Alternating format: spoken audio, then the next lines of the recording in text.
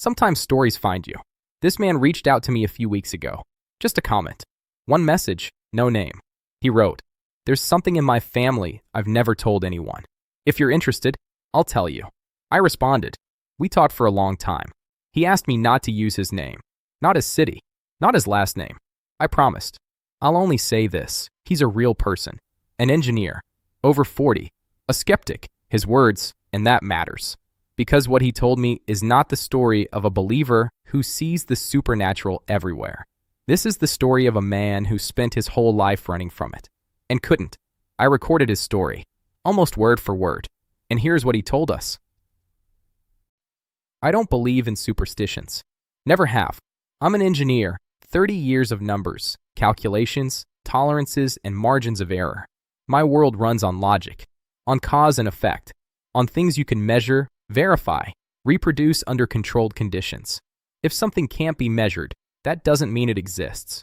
It means we don't have the right instrument yet. That's what I was taught. That's how I lived most of my life. But there is one thing I cannot explain, and the longer I try, the worse it gets. Not scarier, worse, because I'm an engineer. And when the system doesn't add up, that's not the supernatural. That means I'm missing something. And I hate missing something. In my family, there is a phrase. My great-grandmother said it. Then my grandmother. Then my mother. Passed down like something obvious, like a last name, or the shape of a nose, or the habit of drinking coffee black. Nobody explained where it came from. Nobody asked. It was just there. Always. As far back as I can remember. They said it rarely. Not every month. Not every year. Quietly. Almost in a whisper, even if the room was loud. And only at one specific moment. When someone in the family announced a big decision. A step you couldn't take back. A new job. A move. A lot of money. Marriage. Something after which life runs on a different track. I heard it maybe 20 times in my life. Maybe a little more. Some cases I might have missed. Wrong room. Wrong age. And 20 times after it, something happened. Not right away. Not that same day. Sometimes a month later. Sometimes 6 months. But it happened. The first time I heard it, I was 7 years old. It was an ordinary evening. Family around the table, grandma, mom, dad, Uncle Jerry. Dinner, conversation, TV mumbling in the corner. Uncle Jerry, loud, cheerful, always with a toothpick behind his ear, suddenly slaps his hand on the table and says, "I'm taking the job. Offshore oil platform, Gulf of Mexico. Good money, 6-month contract, everything lined up. Already decided." The adults got noisy. Someone was happy. Someone started asking questions. Normal family chaos. And then grandma. She sat at the head of the table, always quiet, always slightly separate from the noise around her, suddenly went still, put her spoon down, very carefully, without a sound, and said it, quietly, almost to herself. "This road is not for our blood." The table went silent. For a second, no longer. Then everything continued as if nothing had happened. Uncle Jerry smirked. Mom changed the subject. Dad refilled his coffee. But I saw it. They all heard it. And something in them shifted. Just slightly. As if someone turned down the volume. I didn't understand what happened then. I was 7. I only remembered the tone. Flat. Emotionless. Almost tired. Not a warning. Not a threat. Just a statement. Like a weather forecast. Uncle Jerry left 2 weeks later. Platform, Gulf of Mexico, everything is planned. 3 months later, an accident on the rig. He survived, but he lost his left arm below the elbow. I didn't connect those two things then. I was a kid. I connected them much later. Much, much later. The phrase, "This road is not for our blood," was never discussed in the family. Ever. It was said and then silence. No explanations, no comments. As if everyone knew the rules of a game nobody had explained to me. I asked my mother. I was maybe 10 years old. I asked, "What does it mean, that thing Grandma says sometimes?" She looked at me, paused, then said, "It's just an old saying. Don't worry about it." I worried about it, because there were rules. Unspoken, but real. First, you don't repeat the phrase just to repeat it. Not as a joke, not casually, not for effect. Only when it's truly needed.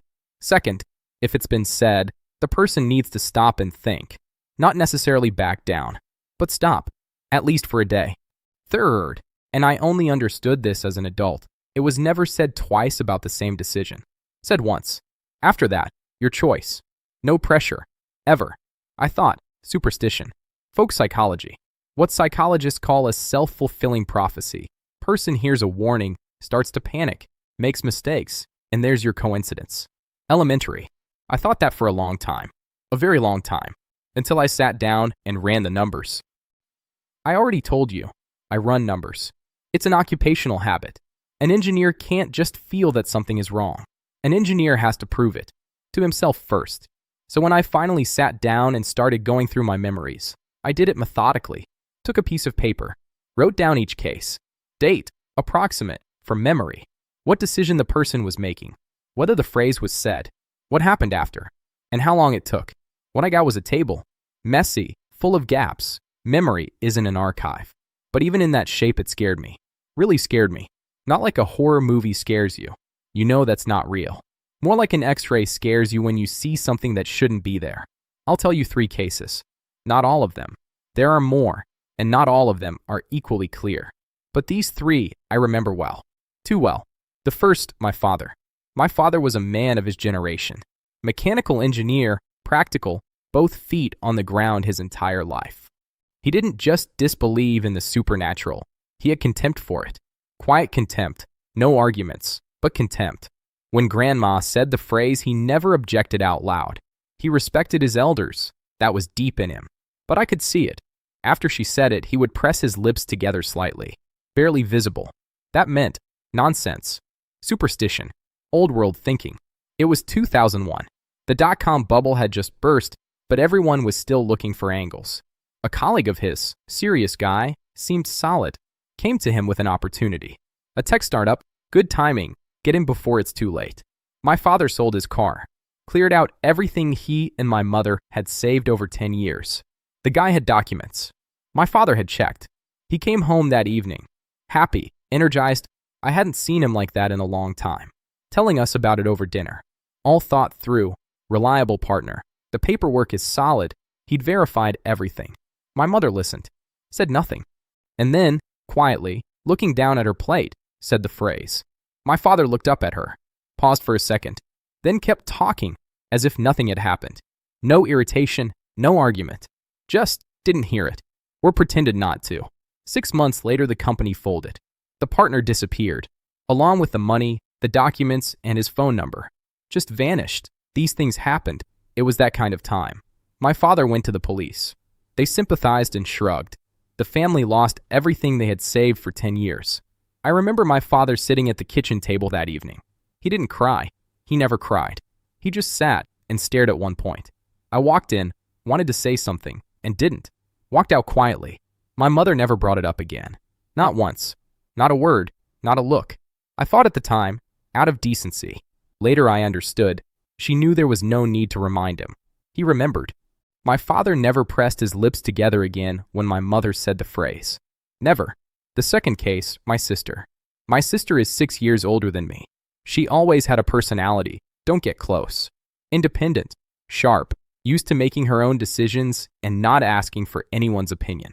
In that she's entirely like my father, though she'd never admit it.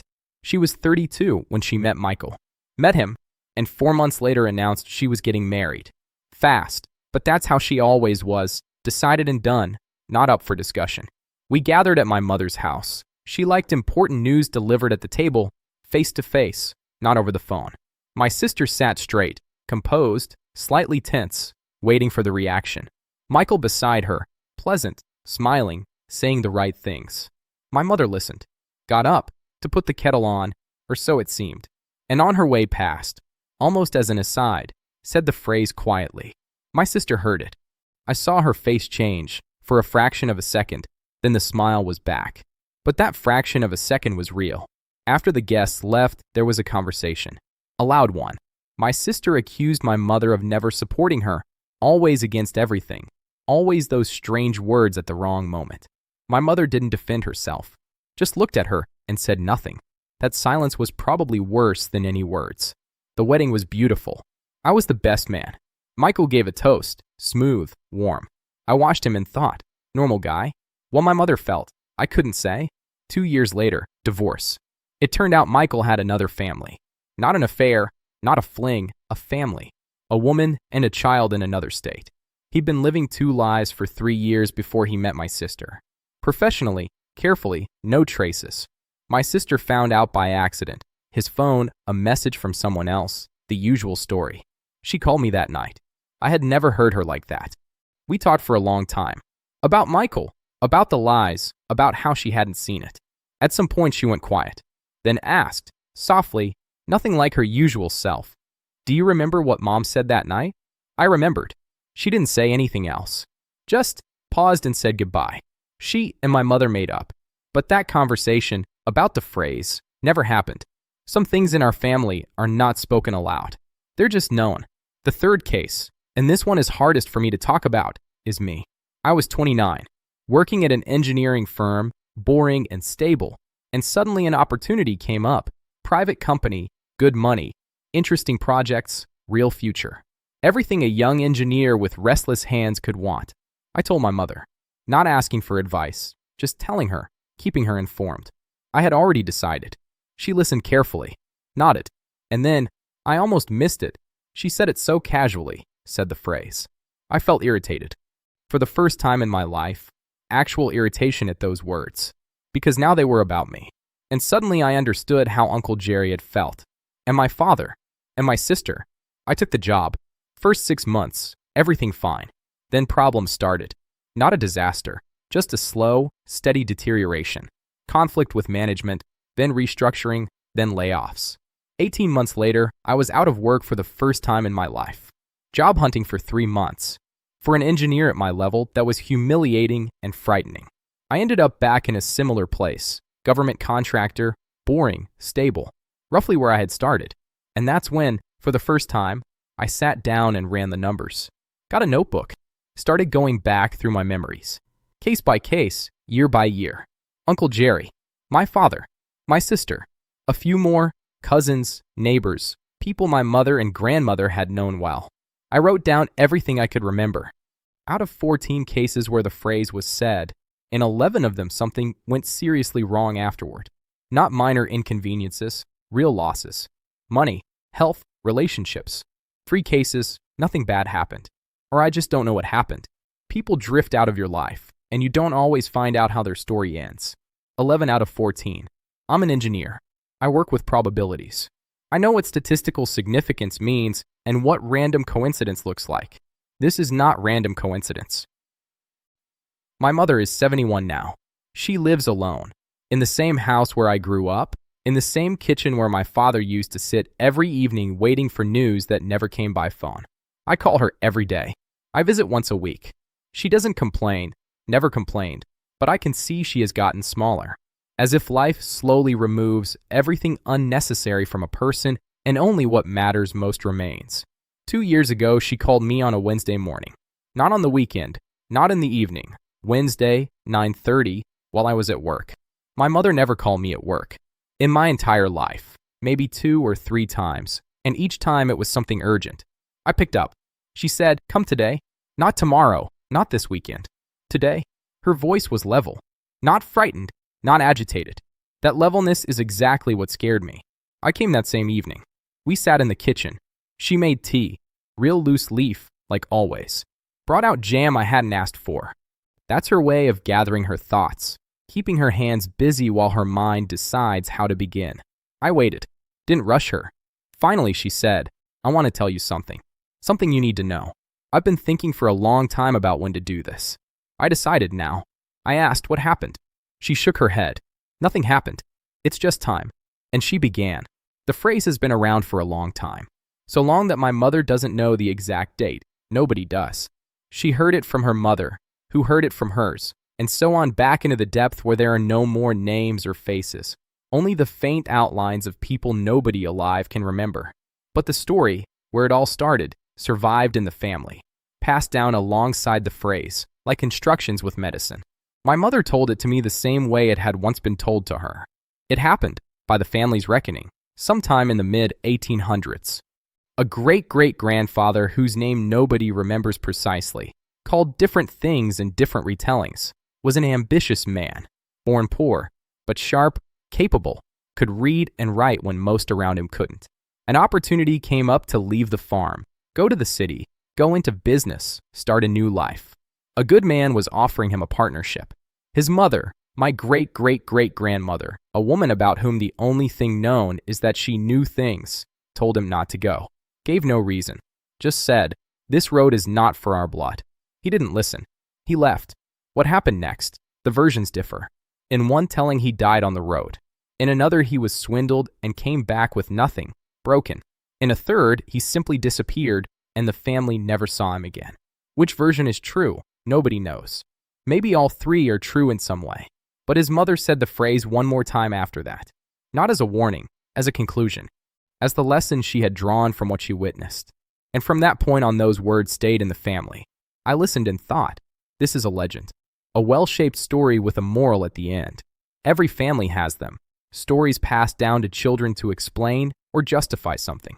They're always slightly larger than the truth. Always slightly better combed. I said as much to my mother. Carefully, but I said it. She didn't take offense. Nodded, as if she had expected exactly that. Then she got up, went to the other room, and came back with a small tin box. I remembered it. It had always sat on the top shelf of the closet. As a child, I assumed it held documents or medicine. I had never been curious. She opened it. Inside, several folded papers. Yellowed, fragile at the edges. She placed one in front of me. It was a note. Handwritten, old script. The letters rounded, pressed hard into the paper, the ink faded to brown. I couldn't read it all at first. Old spelling, unfamiliar characters. But I worked through it. It said roughly this. My mother translated the parts one couldn't follow. Do not go where strangers with kind words invite you. Our blood is not made for that. Keep close to your own. A date in the corner. 18-something. The last digit smeared, unreadable. I held that paper and felt something strange. Not the supernatural, no. Something simpler and heavier. That someone very long ago, in another century, in another life, had tried to warn their children. And the warning had arrived. 150 years later, it had arrived. Sitting right here, on this kitchen table, next to the jam and the cold tea. My mother put the box away, sat back down, and said the most important thing. The phrase doesn't work on its own. It's not a spell and not a curse. It's attention, the ability to sense when something is going wrong. That ability exists in our family. Stronger in some, weaker in others. My great-grandmother felt it very strongly. My grandmother, slightly less. My mother, less still. But it's there, and it needs to be passed on. I asked, to who? She looked at me. For a long time. The way you look at someone when the answer is obvious, but you want them to say it themselves. I didn't say it. I wasn't ready. Then she said one more thing. The thing I struggled to accept for a long time. The phrase is not a prediction of disaster. It's not, everything will go wrong for you. It's more precise than that. It's, things will go wrong for you on this specific path. Not in life generally. On this particular road. The difference is enormous.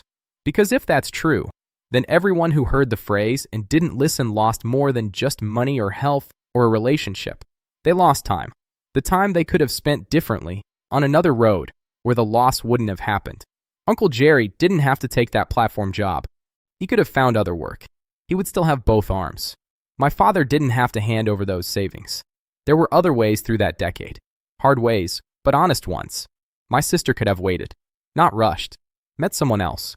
I could have stayed at that firm. Or left, but for somewhere else, not that company. Each of us received a warning, and each of us decided we knew better. I asked my mother, were there ever cases where someone heard the phrase and stopped, and everything was fine? She thought about it, then said, yes, but those stories don't get told. I didn't understand at first. Then I understood. Disasters get told. Rescues stay quiet, because a rescue looks like nothing happened. The person stopped, reconsidered, took a different road. And life continued. Quietly, without drama, without a story. How do you tell that? But Uncle Jerry with one arm. Everyone remembers. We sat for a long time after that. The tea had gone cold, the jam untouched. Before I left, my mother stopped me in the hallway. Took my hand. She rarely does that, not comfortable with it. Looked at me. She said, you'll understand when the time comes. Don't think about it deliberately. Just, when you feel it, don't stay quiet. Say it, even if they don't understand, even if they get angry. It matters more than that. I nodded, not because I agreed, because I didn't know what else to say. I drove home thinking, I'm an engineer. I can't feel things in the sense she means. I don't have that instrument. I work with data, with facts, with measurable quantities. But 11 out of 14, that's also data. And that data was telling me something important. My son called me on a Sunday morning. I hadn't had my coffee yet, sitting in the kitchen, looking out the window, thinking about nothing in particular. That happens on Sundays when there's nowhere to be and the mind just idles. He talked for a long time. Excited, fast, the way people talk when the decision is already made and they just need to say it out loud. Get confirmation, check the box. He'd found a partner. Young guy, mutual friend, vetted. They wanted to start something. Small, concrete, clear numbers. My son walked me through the details, named figures, talked about the upside.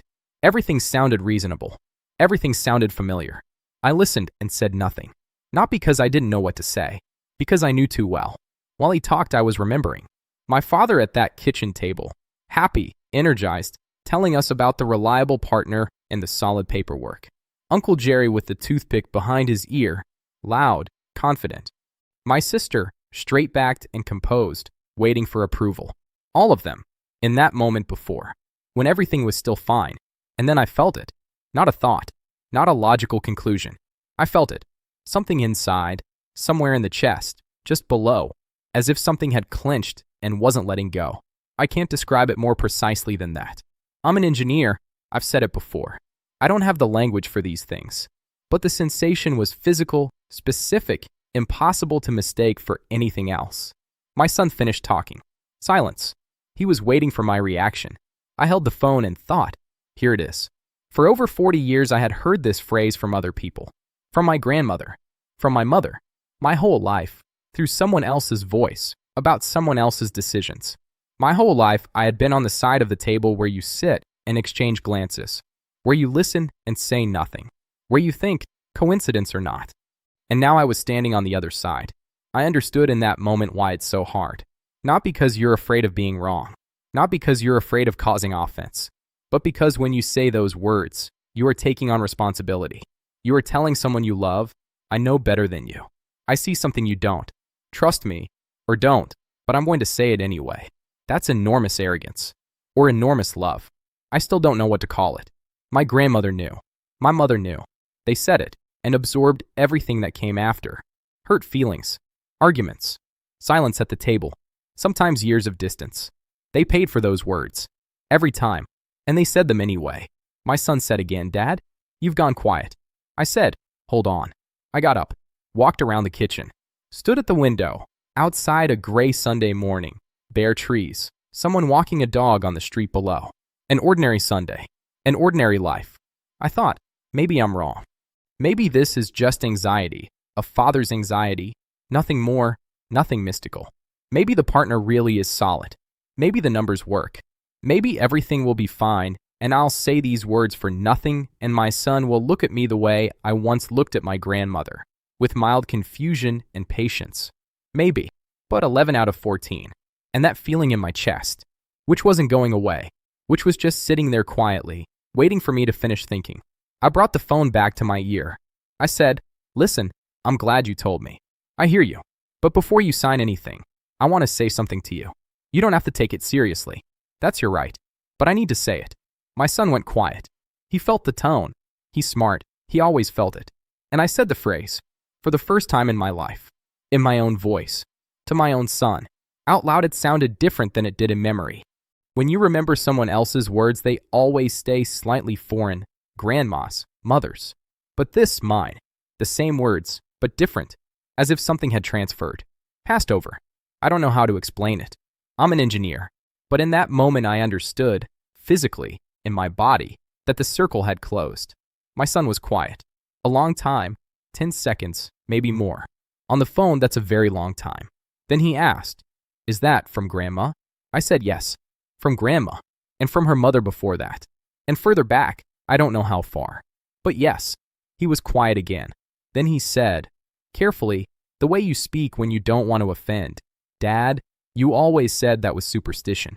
I said I did. For a long time I said that. I stopped. Silence.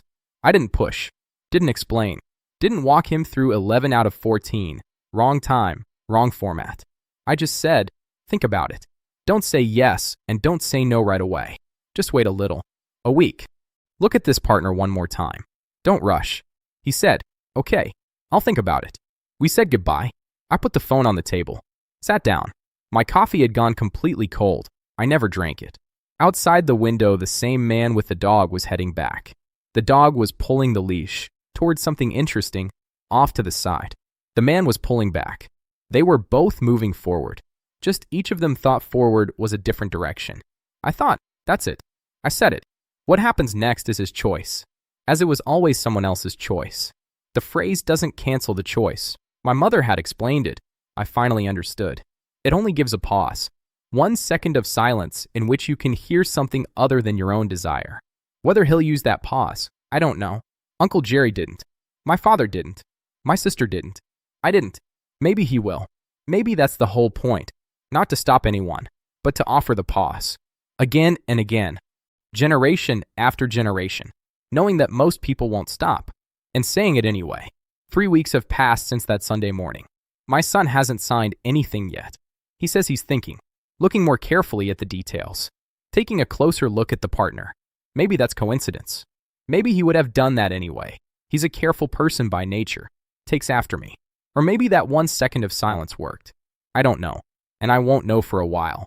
These things take time to become clear. Sometimes months. Sometimes years. For now, I'm waiting. My mother called the day after that Sunday. I told her. She listened. Went quiet. Then said only, good. Not I'm glad. Not you did the right thing. Just good. I understood what she meant. That's the whole story.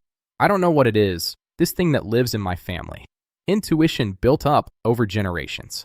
The memory of blood about where the boundary is. Something that has no name in any engineering textbook. I'm an engineer. I still can't give it a definition. But I said the phrase, for the first time, to my son, and I don't regret it. I hope he stops. That's the story this man shared with me. I'm not going to draw conclusions. I'm not going to tell you what to believe. That's for each of you to decide. I'll only say one thing. After our conversation, I kept thinking, is there something like this in my family? Some knowledge, some phrase, some silence at the table that means more than words? I think most of you know exactly what I mean. You just don't talk about it.